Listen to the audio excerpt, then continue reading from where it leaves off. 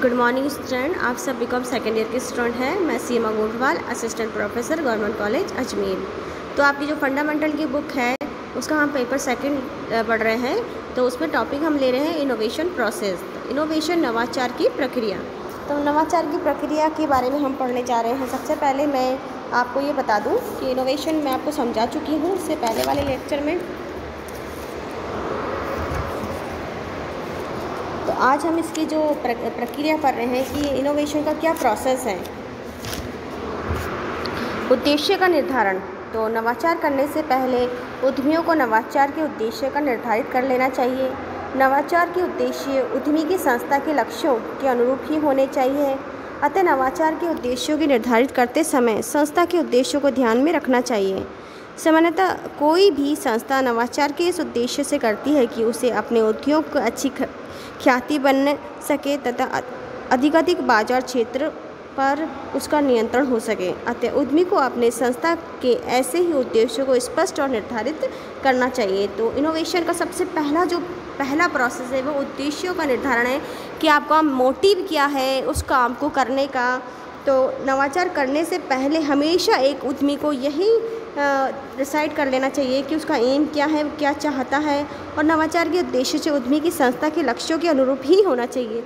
जो उसकी संस्था का एम है उसका जो नवाचार का भी उद्देश्य है वही उसके अकॉर्डिंग होना चाहिए। तो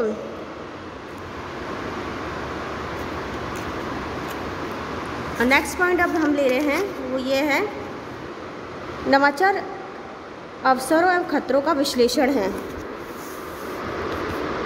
तो नवाचार जो अवसरों और खतरों का विश्लेषण में यह है कि नवाचार के उद्देश्यों को निर्धारित के बाद उद्यमी को नवाचार के अवसरों तथा उनमें निहित खतरों या संकटों का विश्लेषण करना चाहिए। उद्यमी ग्राहक, आपूर्तिकर्ता, प्रतिस्पर्धा संस्थाएं, अन्य नवाचारिक संबंधित उद्योग, शोध प्रयोगशाला, मध्यस्थों आदि की सहायता से उद्यमी के अवसर खोजे जा सकते हैं। इसी प्रकार बाजार परिवर्तन, भूमंडलीय परिस्थिति, कानूनी परिवर्तन और आर्थिक सामाजिक परिवर्तन, प्रौद्योगिकी परिवर्तन, घटनाओं, उपभोक्ताओं की इच्छा, इस तरह के परिवर्तन है जिनका अध्ययन नवाचार के अवसरों के लिए मिलता है और उनमें निहित संकटों का ज्ञान होता है। तो उद्यमी को इन्हीं दोनों को ही जानना और उनका विश्लेषण करना चाहिए।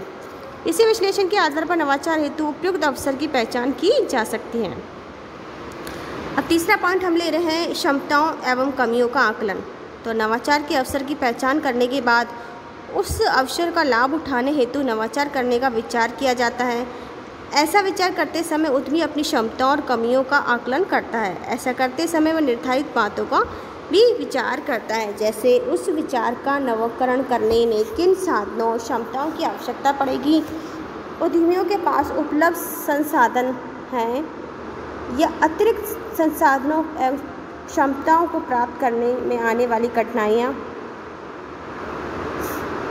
नेक्स्ट है नवाचार प्रक्रिया का निर्धारण। तो उद्यमी द्वारा अपनी क्षमता, जो चौथा पॉइंट है नवाचार क्रिया का निर्धारण। तो उद्यमी द्वारा अपनी क्षमता का आकलन करने के बाद ही उसे नवाचार की क्रिया या व्यवसाय का निर्धारण करना चाहिए।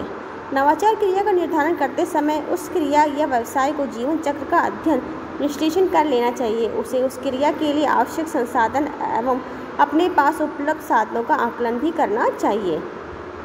यदि सभी साधन उपलब्ध नहीं हैं तो उसे प्राप्त करने में आने वाली बाधाओं का भी विचार करना चाहिए। इन सभी बातों को स्पष्ट हो जाने के बाद नवाचार क्रिया या व्यवसाय का निर्धारण करना चाहिए, किंतु यह क्रिया उद्यमी की संस्था की विरचना के अनुरूप ही होनी चाहिए। नेक्स्ट है व्यवसाय विरचना का निर्धारण। तो नवाचार की क्रिया का निर्धारण करने के बाद उद्यमी को व्यावसायिक व्यूहरचना का निर्धारण करना चाहिए। इसके निर्धारित करते समय उद्यमी को ये विचार करना चाहिए कि नवाचार उत्पाद कैसे होंगे, उनकी लागत संरचना कैसी होगी, उन संस्थाओं की श्रृंखला कितनी बड़ी और कैसी होगी। इन सब बातों का विचार कर लेने में उद्यमी को अपने संसाधनों के आवंटन में सुविधा होगी। तो व्यवसायिक व्यूहरचना का निर्धारण एक बिजनेस स्ट्रेटजीज का स्ट्रक्चर उसको तैयार कर लेना चाहिए कि उसको किस तरह से काम करना है। नेक्स्ट है नवाचार व्यूहरचना का निर्धारण। पहले था व्यवसाय व्यूहरचना का निर्धारण, अब है नवाचार व्यूहरचना का निर्धारण। तो उद्यमी को अब नवाचार व्यूह रचना का निर्धारण करना चाहिए। उसे यह निर्धारित करना पड़ेगा कि वह नवाचार की आक्रामक नीति अपनाएगा या सुरक्षात्मक नीति का अपनाएगा। आक्रामक नीति अपनाने से वह नवाचार की अग्रणी भूमिका निभाने हेतु व्यूह रचना बनाएगा। यदि वह सुरक्षा नीति अपनाता है तो अन्य नवाचारी उद्यमियों को अनुगमन करने की व्यूह रचना अपनाएगा। किंतु उद्यमी की नवाचार नीति एवं व्यूह रचना निर्धारण की उद्यमी की क्षमताओं संसाधनों का महत्वपूर्ण भूमिका होती है।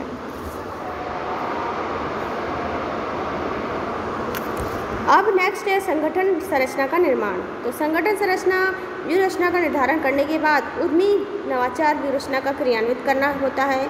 इस हेतु उद्यमी को सर्वप्रथम संगठन संरचना का संगठन का निर्माण करना होता है। संगठन संरचना का निर्माण करने हेतु निम्नलिखित कार्य करने पड़ते हैं। नवाचार के क्रियान्वयन में किए जाने वाले सभी कार्यों को निर्धारित करना, सभी क्रियाओं को संपन्न करने हेतु आवश्यक एवं समक्ष कर्मचारी की नियुक्ति करना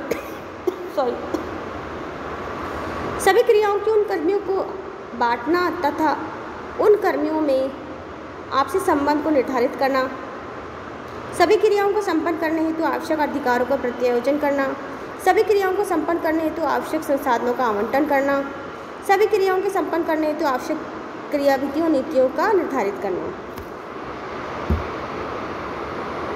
तो संगठन संरचना का निर्माण करने के लिए इन सब चीज़ों का ध्यान में रखना पड़ता है कि आपका जो ऑर्गेनाइजेशन स्ट्रक्चर किस तरह से आप बनाएंगे।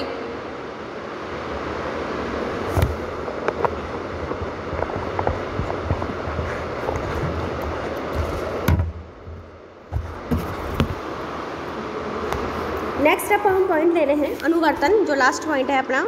नवाचार क्रियान्वयन करने के तत्काल बाद ही नवाचार प्रक्रिया का समाप्त नहीं हो सकती है। नवाचार की सफलता के लिए आवश्यक है कि उसके क्रियान्वयन की प्रक्रिया का अनुवर्तन किया जाए। इस हेतु उद्यमी को नवाचार की परिणामों पर नज़र रखनी चाहिए तथा परिणामों का आकलन करना चाहिए। यदि परिणाम अपेक्षा के अनुरूप नहीं है तो आवश्यक कदम उठाकर उन्हें अपेक्षित अनुरूप बनाना चाहिए। इतना ही नहीं, नवाचार की आवश्यकता अनुसार संशोधन भी करने चाहिए। इसके अतिरिक्त इन सभी बातों की भी निगरानी रखनी चाहिए कि नवाचार की कोई नकल तो नहीं कर रहा है। तो नवाचार प्रक्रिया के ये सभी चरण कुशलतापूर्वक करने से ही नवाचार की सफलता मिलती है। तो नवाचार की जो प्रक्रिया के जो 8 चरण हैं, उद्देश्यों का निर्धारण, नवाचार अवसरों के खतरों का विश्लेषण, क्षमताओं कमियों का आकलन, चौथा उत्पादन या व्यवसाय का निर्धारण, पांचवा व्यवसाय व्यूह रचना का निर्धारण, छठा नवाचार व्यूह रचना का निर्धारण, सातवां संगठन संरचना का निर्माण और आठवां व्यूह रचना, आठवां अनुवर्तन। तो ये 8 पॉइंट एक प्रोसेस से शुरू होते हैं और एक प्रोसेस में इसी प्रोसेस में ख़त्म होते हैं। तो इनोवेशन इसलिए ही ज़रूरी है।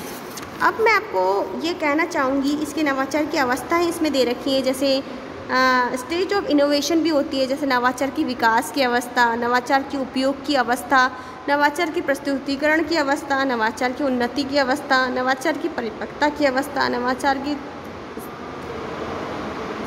संतृप्ति की अवस्था, नवाचार की पतन की अवस्था। तो ये 7 तरह की अवस्था होती है। बच्चों, आप अपनी बुक के अंदर से ज़रूर पढ़िएगा और बहुत ही ध्यान से देखिएगा कि इनोवेशन अपने आप में कितना इम्पॉर्टेंट है। एक उद्यमी को इसके अकॉर्डिंग चलेगा तो वो हर तरह से सफल होगा।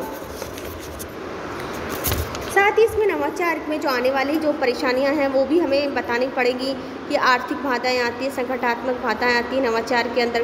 तो आर्थिक बाधाओं में क्या होता है, जैसे साधनों की कमी आ जाती है, आय की कमी का आना, नवाचार के निवेश की प्रेरणा का अभाव होना, संकट में पड़ने की भय और ये सारी एक आर्थिक बाधाएं कमियाँ आती हैं। और अगर हम संगठनात्मक में देखें तो क्षमताओं के अनुरूप होने वाले काम और प्रबंधकों का भय, भावनात्मक लगाव, प्रबंध की विचारधारा, तो ये सब चीज़ें एक नवाचार में आती है कि किस तरह से आपको उन कमियों से भी निकलना है, उस प्रोसेस को भी फॉलो करना है और नवाचार की जो परिस्थितियाँ चल रही हैं उसका भी ध्यान में रखना है।